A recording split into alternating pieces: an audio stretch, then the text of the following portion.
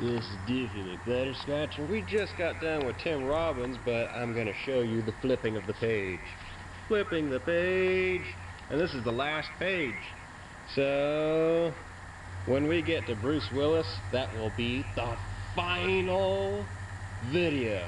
Unless I watch new movies, and then I'll just recap on those. But anyway, Adam Sandler is up next. Let's see, Big Daddy. Well, a lot of these were in Sandler's prime. He's kind of done the same thing that Eddie Murphy's done. He took a little longer to do it. I think, let's see, Mr. Deebs was one of his last great films. But, yeah. Anyway, enough of that shit. Big Daddy. Well, this one's about Adam Sandler, who's taking care of a little kid and not teaching him the proper way to bring up a new little kid in the world. He takes care of him, and it's got some good Sandler comedy, so it's pretty good for its time. As you can see, it's his #1 movie. Waterboy. Also an excellent movie. A lot of these movies I grew up watching as a little kid, so I'm going to give very good reviews to a lot of these. Along the bottom, we're going to change a little bit, but Waterboy was terrific. It's all about Adam Sandler starting out at the bottom, being a water boy for all the football players, and he eventually becomes one of the football players because he has anger issues, and it's fantastic, just like the one above it, Mr. Deebs. It's, as I said before, it's one of his last great ones, but it is pretty darn good. It's all about Adam Sandler finding out he has a rich parent, and yeah, he inherits all the money. And that is a pretty good recipe for comedy. Having a poor person take control of a whole lot of money and an estate, so it's pretty good. And he's got a ridiculous name there too, Longfellow Deeds. Not a lot of people name their kids Longfellow. I'm not sure if anyone actually did that in real life, but they did that here. They did it there. Wedding Singer. Oh, we did that one with Steve Buscemi way back when. I used to call him Buscemi, but it's properly pronounced Buscemi, or so I've heard. Anger Management, we just did that one with Jack Nicholson. Little Nicky. Now, a lot of people think this one sucks, but screw those people. I think it's good. Just as good as the above-mentioned ones. Little Nicky has a very, very different plot. Adam Sandler is a son of the devil, and the devil is basically, it's around that time of year where he's thinking of passing the torch, and he decides, oh, well, you know what, I don't feel like doing it, and his 3 kids, Adam Sandler being one, is kind of like, ah, shucks, but the 2 other ones are, like, pissed. It's like, you son of a bitch. No, I'm gonna be the new devil, and they go on a rampage and start doing all that shit, and then Adam Sandler tries to save the day, so it's pretty good because they portal between the real world and hell, and they use magic powers, and I think it's really good. Some people think it sucks, but I think it's really good. Happy Gilmore. Now, let's see, I get confused with Billy Madison and Happy Gilmore sometimes, but I think Happy Gilmore is a golf movie.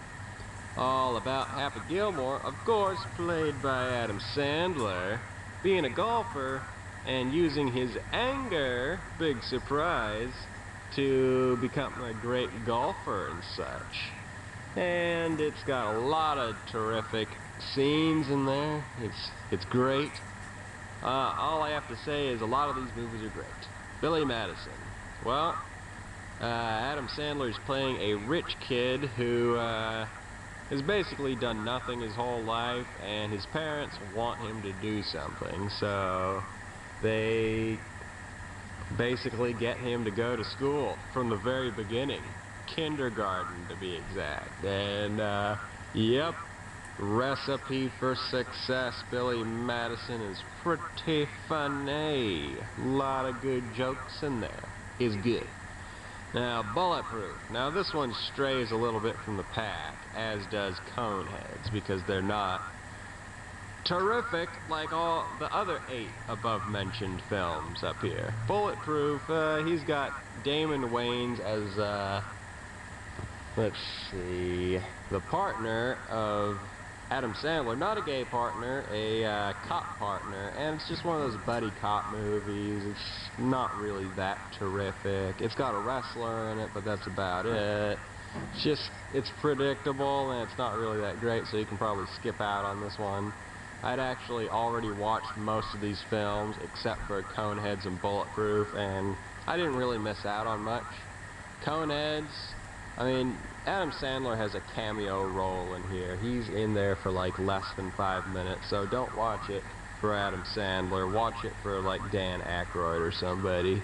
But of course it's a take on the SNL series of Coneheads, and if you are really into that, you could watch this. Coneheads was way before my time as SNL goes, but I mean, it was decent, but I wouldn't say it's laugh out loud. It's got Chris Farley in one of his earlier roles before he started being a headliner.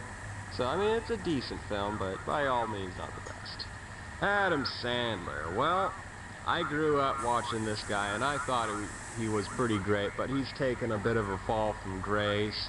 I mean, that's a sad case with a lot of comedy actors these days. I mean, they're in their prime, and what they should do is they should just, like, have one last great movie and call it quits, but, I mean, sometimes they just keep on plodding along like Eddie Murphy. I mean, they just keep on making shitty fucking movies. They've completely ran out of funny jokes, and they just keep on plodding along. Oh, look at me, I'm Adam Sandler. I used to make really funny movies. It's a shame. I mean, what should happen is he should get together with some really good people, and he should make one last really great movie. I mean, he's tried to do that a few times. I mean, there's a few movies out there where he's, like, he got together with a whole big group of people, and from what I've heard, it wasn't good. I've never watched the movie.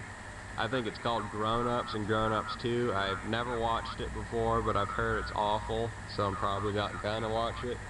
But he needs to make one last really great movie and then just retire from acting, because he's long past his prime. He does make good movies here and there.